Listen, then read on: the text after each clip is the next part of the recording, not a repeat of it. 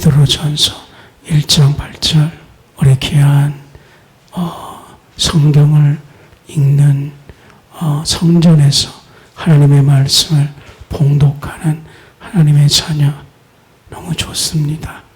봉독해 주시기 바랍니다.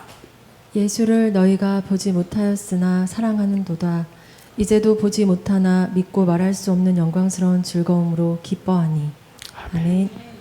첫 번째 메시지는 베드로 사도의 복음 메시지. 사랑이 흘러나온 것이다. 베드로는 초대교회에 불굴의 의지를 가졌던 사람입니다. 로마의 강력한 압제 속에서도 또 올라온 것은 복음이 변질되지 않았습니다. 그 참 어려운 겁니다. 왜냐하면 지금 교회 목사님도 조그만 모이면 우리 목사님 이렇게 높이는데 초대 베드로예요. 그 당시에 예루살렘 교회만 5만 명입니다. 그 당시에 베드로 설교 듣기 위해서 금식하고 베드로 사도 온다면 사람들이 막 놀랄 정도의 마음을 가졌습니다. 우리 베드로.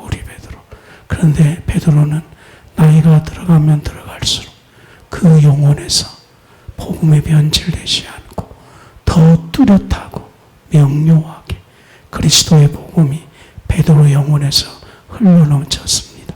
저는 그것이 참으로 귀하고 존귀하다 생각했습니다.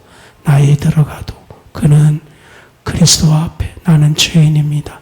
이 고백이 희미해지지 않았습니다. 그리고 주님이 주신 그 믿음이 삶 속에서 하나둘씩 재현되었습니다. 그 이유가 바로 베드로 전서 후서 그 메시지를 한번 들어보십시오. 여기에 베드로 사도가 와서 노년에 메시지를 전한다고 생각하십시오. 어떻게 그렇게 불굴의 의지를 가질 수 있습니까? 어떻게 당신이 사람이 추앙할 때 당신은 거기에 마음에 흔들리지 않았습니까? 로마와 저항할 때에 당신은 어떻게 그렇게 하나님을 향한 갈망이 날로 새로워졌습니까? 베드로 대답은 베드로전서 1장 8절에 말할 수 없는 그 영광스러운 즐거움으로 기뻐하니 그렇게 말씀했습니다. 다시 말하면 베드로의 말을 그대로 옮겨보겠습니다. 그분은 그리스도이죠. 말로 다할 수 없는 기쁨입니다. 그분은 지각에 뛰어나는 평강의 근원이십니다. 그분은 지식에 넘친 사랑의 근원이십니다. 측량할 수 없는 그 충만함이 십자가의 사랑에서 지금 나에게 흘러넘치고 있습니다. 나는 그 사랑을 받을 수 있는 큰 통로를 늘 준비하기 위해서 깨어있고 영적 각성하고 매우 민감합니다. 지금 내가 이렇게 불굴의 의지를 갖고 타락하지 않는 이유는 모두 그분의 사랑이 내게서 흘러넘쳤기 때문입니다. 저는 이것을 영광스러운 즐거움 이렇게 정리했습니다. 일반 종교하고 너무 틀리죠. 통로 흘러왔다는 겁니다. 흘러왔다는 겁니다. 이것이 오늘 베드로가 말하고 싶어하는 내용입니다. 그러니까 제가 베드로 사도님 흘러오는 거군요. 흘러오는 건데 우리가 그동안 이것을 막고 있었군요. 그때 성령님이 필요합니다. 성령님 막고 있는 것을 깨우쳐 주십시오. 이때 믿음이 필요해요. 나는 믿음으로 흘러오는 것들을 방해하는 것을 그 믿음으로 단칼에 정리하겠다는 믿음이 필요합니다. 그러므로 이런 그 불굴의 의지, 하나님을 향한 갈망, 그리고 노년기에서 고집스럽지 않고 겸손의 무릎을 가졌던 이유는 그분으로부터 흘러오는 사랑 때문이라는 것을 알게 되었습니다. 오늘 겸손하게 우리는 하나님을 갈망할 겁니다. 지각이 뛰어난 그물이 내게 흘러오도록 흠뻑 젖을 수 있도록 우리 육신의 몸 안에서 흘러 넘치도록 해야 될 줄 믿습니다. 이걸 기도 제목으로 삼을 것입니다. 그분이 흘러와서 어려움의 상황 속에 피할 수 있는 은혜가 오도록, 그리고 삶 가운데 분별력을 주셔서 어려운 것들이 쉬워지도록, 어려워진 것이 쉬워지거든요. 이건 참 기도 응답을 받아야 되는 겁니다. 어려운 것이 쉬워지는 은혜가 흘러옴으로 된다는 겁니다. 이 말씀이 얼마나 감사한지 또 외쳤습니다. 그리스도는 지금 당신이 찾고 있는 모든 것의 원천이요. 아멘 했습니다. 찾고 있는 모든 것의 원칙입니다. JTBC에서 보니까 이혼에 관한 그 숙녀 뭐 이런 거 있더라고요. 가끔씩 이렇게 보면 참 답답해요. 왜냐? 풀 수 있는 열쇠가 아주 쉬웠거든요. 아내 말할 때 좀 끼어들지 마라. 뭐 이런 것들인데 그것이 안 된다는 거예요. 이제 알았습니다. 풀 수 있는 것이 쉬운데 어둔한 자는 그것을 잘 모르겠다. 어려워요. 이렇게 된다는 걸 알게 되었습니다. 그래서 이걸 바로 이제 알게 되었습니다. 그리스도 복음은 어려운 것들을 쉽게 풀 수 있는 은혜다. 이거를 베드로는 그리스도가 원천입니다. 이렇게 고백을 했던 겁니다. 어려운 것을 쉽게 풀 수 있는 은혜가 복음입니다. 이거는 나이가 들어갈수록 지금 상황이 복잡한 시대예요. 이 시대가. 그래서 사람들은 말이 많아지고 토론이 많아지고 이런 이유는 복잡해진다고 생각하기 때문입니다. 의외로 쉽거든요. 같이 한마음 되십시오. 어려움을 같이 극복하십시오. 이것들이 어려워진다는 겁니다. 시대가 갈수록 그래서 이것을 성경은 미혹이다 그랬습니다.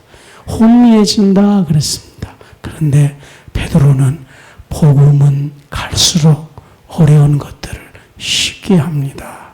처음으로 겪었던 복음 전파하면서 로마라는 엄청난 강대국 앞에 어떻게 할까요? 이렇게 고민했죠. 어떻게 저런 강대국이 있는데 저 제국주의가 있는데 어떻게 합니까? 베드로 사도의 분명한 복음 메시지. 그리스도는 원천입니다. 그리스도의 복음은 우리가 한 번도 겪어보지 못한 어려움을 쉽게 풀 수 있는 비결의 지혜를 주십니다. 그러므로 우리 모두 진심으로 주님을 갈망하십시다. 이 은혜가 있기를 바랍니다. 그 다음에는 그분의 존재, 그 다음에 정말 저는 가슴이 뭉클해서요. 영광스러운 속성. 이 파고 와야 돼요. 설명 안 할게요. 그분의 영광스러운 속성. 그분의 영광스러운 속성. 아멘, 아멘 해주시고. 그분의 영광스러운 속성. 그분의 충만하심. 그분의 지혜. 그분의 능력. 그분의 긍휼. 그분의 정의. 그리고 그분의 진리. 신실하심이 우리의 것이다.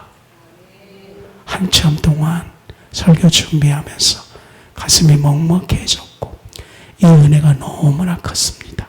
그분의 영광스러운 속성이 너 것이다. 그래서 사도행전에 베드로가 내게 있는 것으로 내게 명하노니 예수 이름으로 걸어라.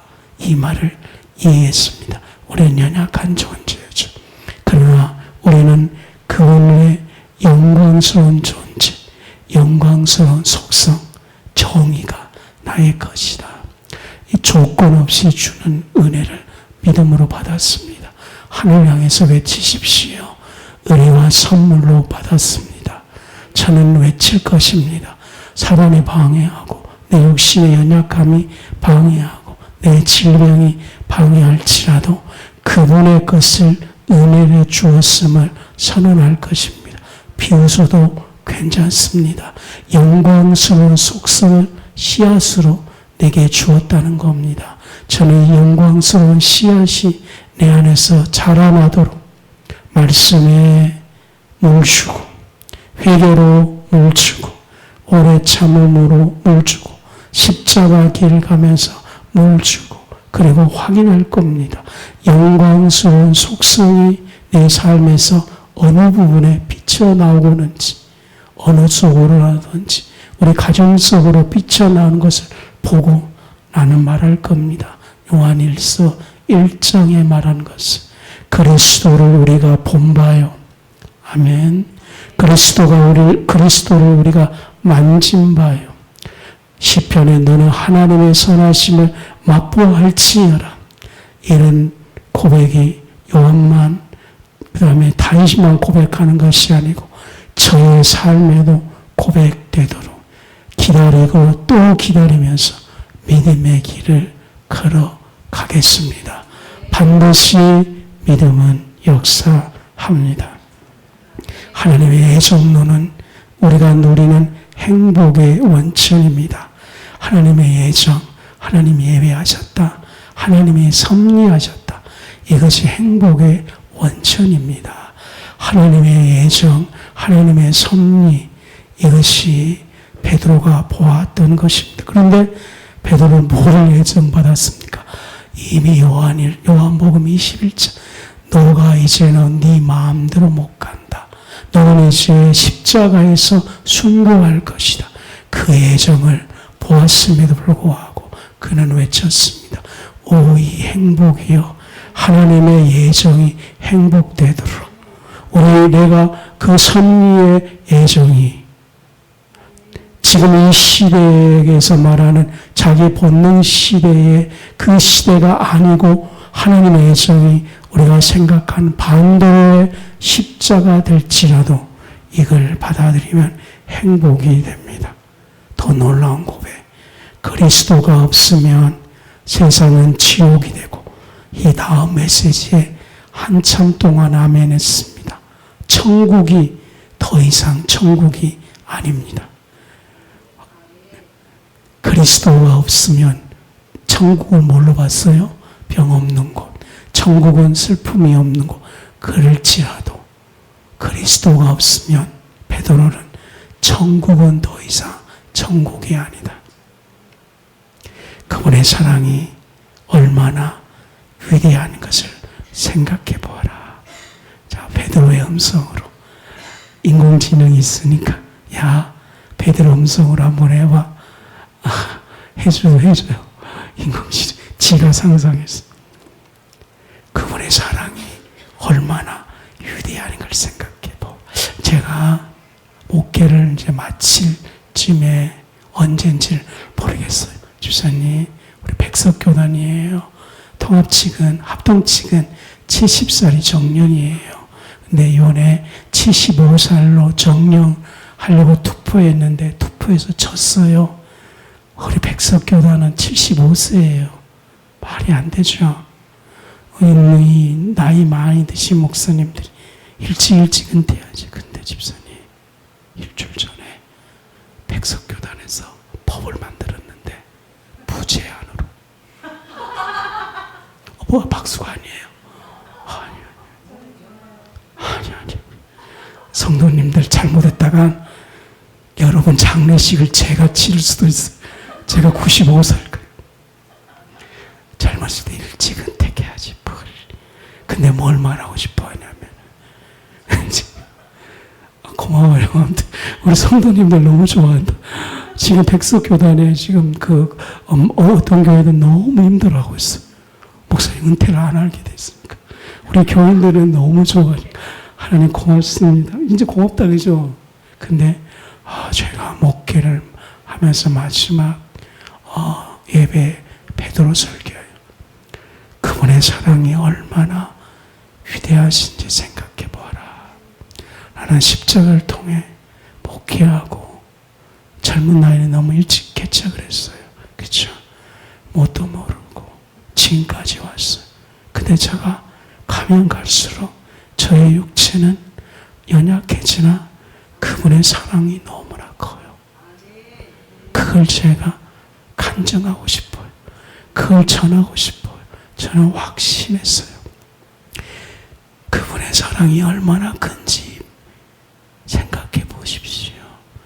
집사님의 기도가 그분의 사랑이 얼마나 큰지, 당신이 원하는 대로 안 가도 그분의 사랑이 크다고 찬양했어요. 그래서 영광의 기도는 다른 것 아니에요. 그분의 사랑을 노래하는 거예요. 그분의 사랑을 찬미하는 거예요. 그분의 사랑을 높이는 거예요. 우리 가정 속에 주님은 오신 거예요. 저는 요즘 기도를 95% 예전부터 하나님의 영광을 위한 기도를 했어요. 그러다 보니까 하나님이 내가 하나님께 영광 돌리고 그러니까 주님은 우리 집에 일을 하시는 것 같아요.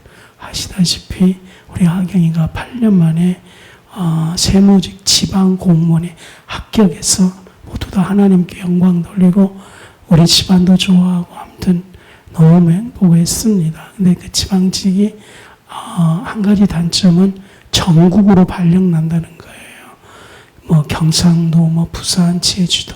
그러니까 서울에 결혼을 앞두고 있으면 굉장히 힘든 거죠.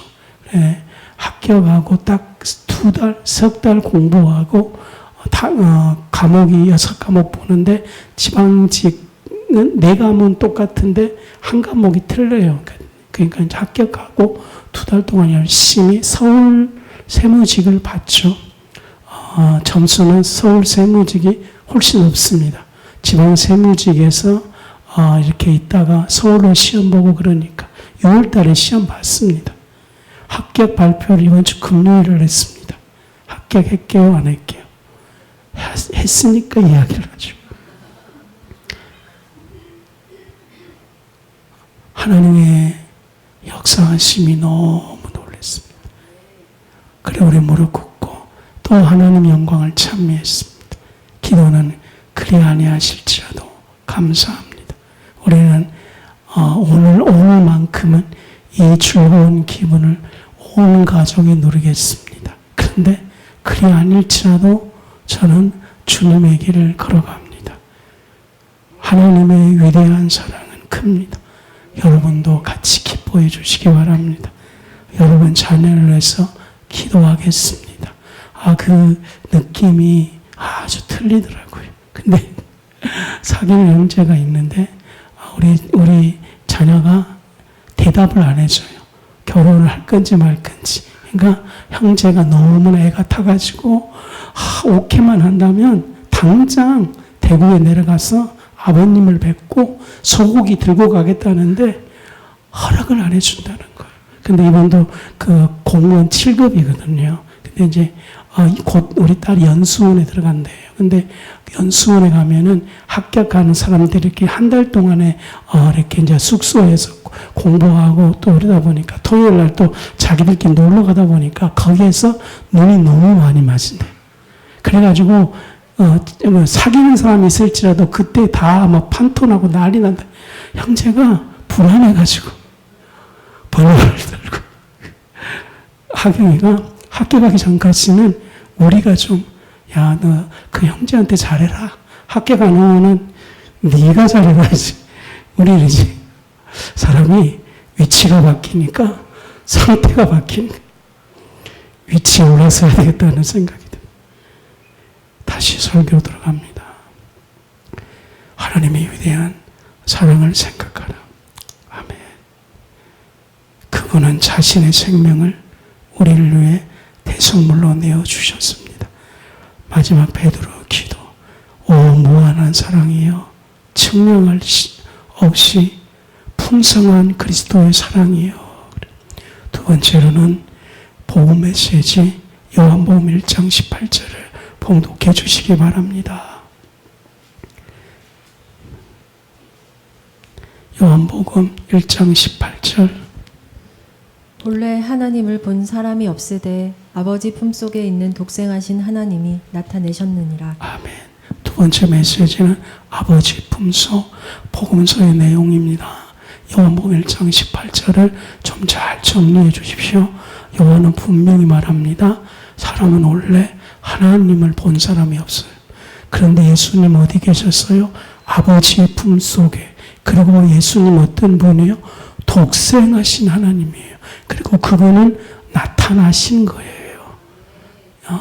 우리는 태어나는 거죠. 무에서 유로 태어나는데 나타나셨다는 것은 원래 존재하신 분이 우리에게로 오신 겁니다. 이거 요한복음 1장 메시지예요. 예수님은 아버지의 품속에 있는 분이에요. 그러니까 성삼위일체는 하나님의 품속에, 아버지의 품속에 같이 있었던 분이에요. 그러니까 예수님의 복음이 뭐냐면 아버지의 품속에서 누렸던 것을 우리에게 전해주는 것이 복음입니다. 그러니까 십자가 복음이 어느 날 갑자기 툭 떨어진 것이 아니고 아버지의 품속에서 아버지와 성령과 예수 그리스도께서 연합해서 거기에서 같이 함께하고 동거하고 이런 것들을 우리에게 전달해 주신 것이 복음입니다. 그러므로 복음을 너무나 이렇게 하지 마십시오. 복음은 광대하고 위대합니다. 아버지 품속에서 누렸던 여기가 시작점이에요. 지금 요한은 그걸 말하고 싶어 하는 거예요. 아직 젊은 목회자들이 이 복음을 몰라가지고, 복음의 깊이를 몰라가지고, 복음의 영광스러운 광채를 몰라서, 아까는 베드로의 설교이지만 이번은 요한의 설교예요. 여러분들, 아버지의 복음은, 즉 예수의 복음은 우리가 생각해 본 것보다 훨씬 더 큽니다. 그러기에 신앙은 이 복음을 일생 동안 찾으러 가는 겁니다. 보화를 발견하면 그것을 다 판다 그랬지 않습니까?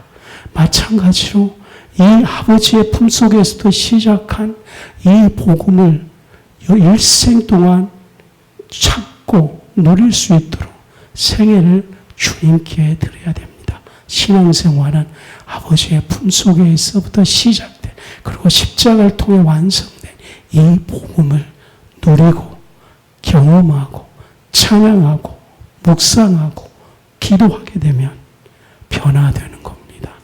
요한 사도의 그 신앙은 뭡니까? 그러니까 여러분들이 저의 설교 특징을 좀 알아야 됩니다. 저는 주로 요한 그 신학의 근거를 많이 두고 있습니다. 그러니까 여러분, 저는 적용을 한다든지 이걸 많이 안 하잖아요. 또 현실에서 일어나고 있는 것들을 어떻게 말씀으로 적용할까, 이것도 좀 많이 안 해요. 지금 현대의 설교는 적용을 되게 많이 하고요. 그 다음에는 현실에서 일어나고 있는 사실들을 복음으로 해석을 해서 교인들에게 주는 거예요. 근데 저는 그거 아니고 아버지의 품속에 있는 복음만 이야기를 하면 그 복음이 우리 안에서 흘러나와 내 안에서 믿음돼요. 자기 안에 인식의 변화가 일어나야 되고 생각이 복음화되기 시작하고 특히 개념 정리가 복음으로 되기 시작하면 자기가 깨어나는 거예요. 그래서 자기가 복음으로 내가 이렇게 해야지. 그러니까 힘든 일 있으면 적용은 하나님의 사랑으로 힘든 일을 감당하세요. 이러다 보니까 억지로 십자가를 지는 형태가 되는 거예요. 그러니까 저는 반대로 어차피 인간은 억지로 안 됩니다. 그것이 저의 출발점이에요. 그럼 어떻게 해야 됩니까? 아버지 품속에 있는 복음이신 그리스도를 경외하고 영광을 돌리기 시작할 때 내 안에서 회개가 이루어지고 그 복음이 회개가 이루어지고 믿음되어 시작할 때 내게 믿음이 와. 갑자기 힘이 생기는 거예요. 내가 저 어려운 길을 내가 져봐야지. 인식의 변화예요. 내가 저 어려운 걸 질 수 없으니까 주님께 기도해야지. 이것이 저의 적용입니다. 그분의 그 십자가를 질 수 있는 힘이 원래 아버지 품속에서 있었어요. 용서 능력이 아버지의 품속에 있었습니다. 십자가를 질 수 있는 근원의 힘이 아버지의 품속에 있었는데 그 아버지의 품속에 있는 그 평화와 그것들이 어디에 나타났습니까? 독생하신 예수님에게 나타난 거예요. 1차적으로. 예수님은 아버지의 품속에는 복음을 나타내신 분이에요. 그래서 그걸로 용서하고 그걸로 능력 행하고 그걸로 사랑하고 그걸로 틀을 바꾸고 그걸로 풍성한 길을 가는 것이 나타나심이에요. 그러면 제자들 교회의 적용은 뭐예요? 나타남이에요. 내게서 이것이 나타나게 해주십시오. 그러니까 힘든 일이 있으면 우리는 본능적으로 내가 저걸 해야지. 그러나 복음은 내 안에서 지을 수 있는 그 사랑이 나타나는 거예요. 나타나도록 주님을 경외하십시오. 다시 1장 18절 하나님을 본 사람이 없어요. 복음을 본 사람이 없어요.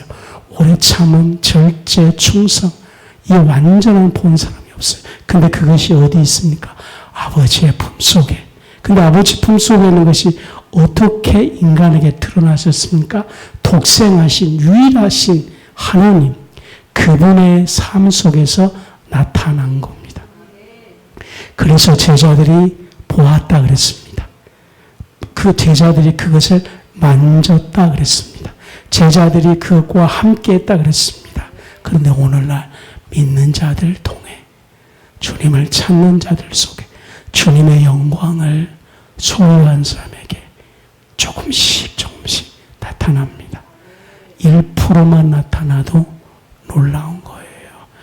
사도 바울의 인생이 아버지의 품속에 있는 오래 참음이 사도 바울에게 그리스도 앞에 굴복하자 나타나니까 감옥에 잡혀 있을 때에 찬송할 수 있는 찬송의 능력이 바울에게 나타난 겁니다. 이걸 주시는 주님을 찬양하십시다. 또 요한일서 1장 18절에 요한은 예수님은 하나님의 마음속에 있는 비밀을 세상에 권위 있게 드러내셨습니다. 그 요한복음에 예수님의 삶이에요. 뭐라고? 예수님은 하나님 품속에 있는 비밀을 세상에 드러내셨습니다. 예수님은 성부의 품에 있는 진리를 가져다 주셨고 우리에게 가져다 주신 거예요. 이게 복음이에요. 예수님은 성부와 함께 있으면서 직접 보는 것을 우리에게 말씀하셨습니다. 요한이 말하는 거예요. 예수님을 통해 마음에 치유받으십시오. 그러면 성령을 통해 분별력이 생겨서 아버지의 품속에 있는 진리가 우리 영혼에 머물게 될 것입니다. 오늘 우리는 그분의 말씀을 뜨겁게 받고 타오릅니다. 이해할 수 있도록 주시고 어떠한 요구된 의무도 힘들어도 무조건 복종되도록 강요된 복종이 아니라 삶을 이겨낸 복종의 은혜가 오면 모든 틀과 테두리를 바꿀 수 있는 힘이 되는 겁니다. 그래서 바울은 요한복음 1장을 보고 나는 주님의 종입니다. 그랬습니다. 강요된 종이 아니라 그분의 사랑 안으로 들어가서 스스로 종됨으로 자기 삶 속에 오는 모든 것들을 정리해서 하나님께 영광 돌렸습니다. 세 번째로는 시편 126편 1절을 읽어주시기 바랍니다. 설교 제목은 끊을 수 없는 위대한 사랑을 노래하라. 주님을 찬미합니다. 하나님 말씀이 여러분 영혼에게 임했으면 아멘 하시기 바랍니다. 아멘. 시편 126편 1절 여호와께서 시온의 포로를 돌려보내실 때에 우리는 꿈꾸는 것 같았도다. 아멘. 세 번째로는 시편, 즉 신앙의 깊은 곳에서 고백된 하나님이거든요. 그 시편은 하나님을 고백하는 것입니다. 우리의 마음은 늘 힘든 것을 고백하는 것이 인간이에요. 근데 우리가 왜 하나님을 믿느냐? 하나님을 믿게 되면 시편처럼 우리가 늘 힘들고 어려움만 고백되었던 지금 이 세상 보십시오. 힘듦만 고백됩니다. 그러니까 재미가 없어요, 세상이. 그렇죠? 힘든 것만 고백되니까. 언어는 그 사람의 성숙도입니다. 언어는 그 사람이 앞으로 되어질 미래에 대한 삶이에요. 언어 자체가. 그러니까 힘듦을 고백하면 미래가 힘들어진다는 거예요. 그런데 언어는 쉽게 바뀌지 않습니다. 왜냐하면 언어는 말이 아니에요. 언어는 그 사람의 존재 자체이기 때문이에요. 그 사람의 사고, 그 사람의 생각, 그 사람의 시스템, 이것이 뭉쳐서 언어가 되는 거거든요. 그래서 내면에서 늘 정욕들, 내면에서 늘 이 세상에 그 부정들만 고백되는데, 그러면 고백되면 고백될수록 고쳐지는 것이 아니고 거기에 지배를 받습니다. 그런데 하나님을 믿기 시작하면 시편 고백이 되는 거예요. 하나님을 고백하게 되는데 이것은 노래하는 거예요. 언제? 성전에 올라가면서. 여러분 오늘 주일이잖아요. 성전에 올라오면서 하나님을 노래하십시오. 하나님을 기대하고 설레십시오. 저는 전심을 다하여 전력을 다하여서 그거 하거든요. 이 예배에 저는 습관적이지 않아요. 하나님, 오직 하나님, 오직 하나님이, 오직 하나님. 지금 보면서 막 오직 하나님, 하나님이 여기 계시면 다 끝이라는 믿음이거든요. 이렇게 교회 오는 것도 좋지만 하나님, 오직 여호와, 막 오직 여호와. 그러니까 25년간 이렇게 끊임없이 목회하고 해도 이렇게 마음이 힘들지 않은 이유는 이 성전에 올라가면서 126편을 마음의 언어로 고백할 수 있는 은혜를 주었다는 거예요. 다시 예수님은 오늘 집사님에게 126편을 고백할 수 있는 언어를 주셨습니다. 예수님 나에게 이 언어를 주십시오. 예수님 내게 시편의 언어를 주십시오. 예수님 내가 성전 올라가면서 내 마음에서 흥을거리게 해주십시오. 이 언어만 회복된다면, 그러므로 이 언어를 회복된 분이 주님이기 때문에 그 주님에게 포커스 맞추고 그 주님에게 전력을 다하시면 126편이 될 겁니다. 보십시오.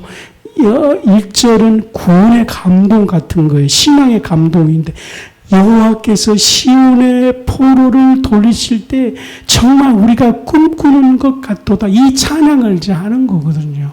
하나님께서 우리에게 이렇게 그 포로에서 해방시켜 주신 그를 감동. 그래서 이는 감동의 찬양이에요. 저는 이걸 신약으로 와서 구원의 감동이다 그랬습니다. 신앙은 감동입니다. 구원받아 죄사함 받고 성령을 체험한 그리스도에게 진정한 이 감정을 주는 겁니다. 여러분, 이성보다 더 큰 힘은 감정이에요. 저는 요즘 이 시대를 보면서 이 시대는 감정의 시대다. 감정이 실질적으로 키를 잡고 있다. 이렇게 생각하는 거. 이념보다 더 무서운 것이 감정이에요. 싫으면 그냥 끝나는 거예요. 아무리 좋은 말을 해도 그냥 싫으면 끝이에요. 어떤 그 상대방이 좋은 논리를 제공해도 듣는 자체가 괴로운 거예요. 아마 이 마지막, 그래서 미혹이다. 이 말은 이 시대의 이 감정들이 미혹의 감정을 갖는다는 것인데, 여러분 성령을 통해 하나님의 감정을 소유하는 축복들이 있기를 바랍니다. 예수님을 향한 사랑의 열정은 세상을 이깁니다. 2절을 봉독해 주십시오. 그때 우리 입에는 웃음이 가득하고 우리 혀에는 찬양이 찼었도다. 그때 문나라 가운데서 말하기를 여호와께서 그들을 위하여 큰 일을 행하셨다 하였도다. 두 번째 메시지는 멈출 수 없는 즐거움. 2절에 무릎 꿇었습니다. 우리 입에는 웃음이 가득하도다. 하나님 그렇습니다. 이것이 우리에게 응답되게 해주십시오. 저는 하나님을 경외합니다. 하나님을 영화롭게 합니다. 이 웃음이 가득 차게 해주십시오. 혀에는 찬양이 가득 찼다는 겁니다. 열방 중에 모든 사람들에게 여호와께서 행하신 그 일을 전하고 행하신 일, 여호와께서 행하신 일을 간증하고 이야기하는 그런 역사들이 있게 될 겁니다.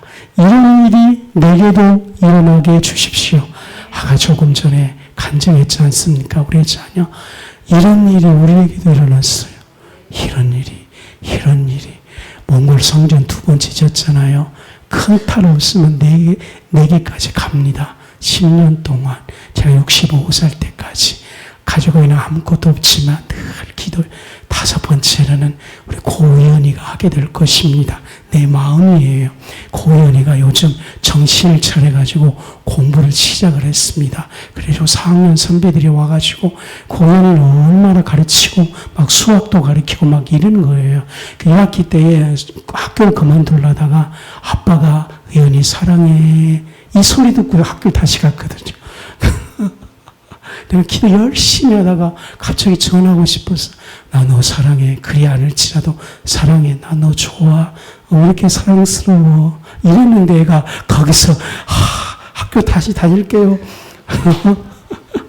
그리고 이제 이렇게 보니까 선배들이 공기업도 많이 취직을 하니까 선배들이 그런 거야. 공기업 가라.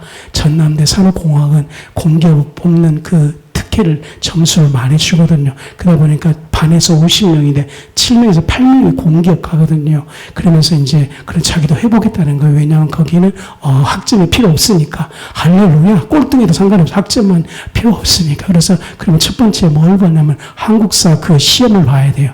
그러면 1등급을 받으면 점수를 5점을 더 주는 거예요. 우리 연이가 몇 등급 했다고 이번에 1등급 했다고 그러지 않습니까? 벌써 5점을 확보하는 거예요. 얘가 그러니까 막 놀란 거예요. 제가 추석에 오면 열심히 기도하다가 의연아 네 인생을 돌아봐라. 하나님은 어떻게 하시는지. 너 만약에 공기업 합격하면 공기업뿐 아니라 그에 준하는 최소한 50대 기업 안에 들어가면 네 팔, 네가 줘.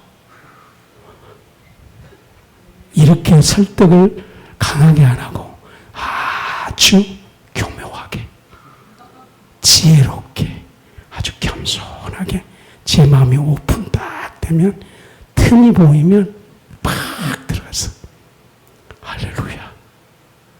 아멘 좀 해주셔서. 이런 일이 우리 가족에서 일어난다는 거죠. 그러니까 그 기도를 하고 있으니까 너무 좋아. 그러니까 나는 벌써 애가 합격해버렸어. 나는 벌써 5번째는 내 그래 머릿속에 막 짓고 있는 거야. 그 대신 네가 한꺼번에 못 내니까 아빠가 대신 이때를 위해서 신화면션 3천만 원짜리 마이너스 통장 만들어놨어. 내가 먼저 대출 받아 놓을 테니까 네가 5년 동안 착실히 갚아가. 물론 액수는 얼마 안 되니까 이때를 위해서 내가 마이너스 통장 만들어 놨습니다. 이런 일이 그래서 126편에 웃음이 가득하도다. 이런 축복이 여러분에게 있길 바랍니다. 웃음이 가득하도다. 찬양이 찼더라 그랬습니다. 아멘. 하나님께 감사해요. 내면에 갈등이 있으면 당장 해결하십시오. 하나님 안에 즐거움을 누리십시오. 세 번째 메시지는 126편 3절과 4절 봉독해 주십시오. 여호와께서 우리를 위하여 큰 일을 행하셨으니 우리는 기쁘도다. 여기까지. 주께서 행하신 일에 대한 고백. 주님 아까 제가 고백한 거 간증 그거예요. 주께서 행하신 일. 그러니까 웃음이 가득하고 주께서 행하신 일. 생각만 해도 그래서 쨍하고 했던 날 우리 하나님께서 우리 가정에 쨍하고 했던 날 그래서 우리 모임에 웃음만 가득 웃음만 그러죠. 그분께서 행하신 일 아멘입니다. 행하신 일 그분은 바다 가운데서 길을 내신 분임을 기억하십시오. 그분은 바다 가운데 길을 내신 분을 기억하십시오. 예수님의 보화를 기억하십시오. 나는 날마다 내 영혼을 향하여 하나님께서 이루신 일을 기억하라고 명령합니다. 내 영혼은 과감하게 하나님께서 이루신 그 일을 다시 행할 수 있도록 간구하겠습니다. 성도 여러분, 제가 연약하고 부족하지만 여러분들 위해 다짐하겠습니다. 어떤 취미도 갖고 있지 않습니다. 놀러도 안 가고 있습니다. 근데 여러분 영혼을 위해서 시편 126편이 이루어지도록 이것만 기도하는 목회자가 되겠습니다. 훗날 여러분이 고순환 목사 이렇게 기억하면 그분 역시는 병들고 힘들었지만 나를 위해 126편 하나님이 여러분 가정 속에 일을 행하도록 위해서 기도하는 목사야 기억해 주시기를 바랍니다. 그건 놀러도 안 가고 늘 집안에서 그 찬양 틀어놓고 주물주물한 이 기도 여러분들을 위해서 기도하겠다고 가감하게 다짐합니다. 기도하겠습니다.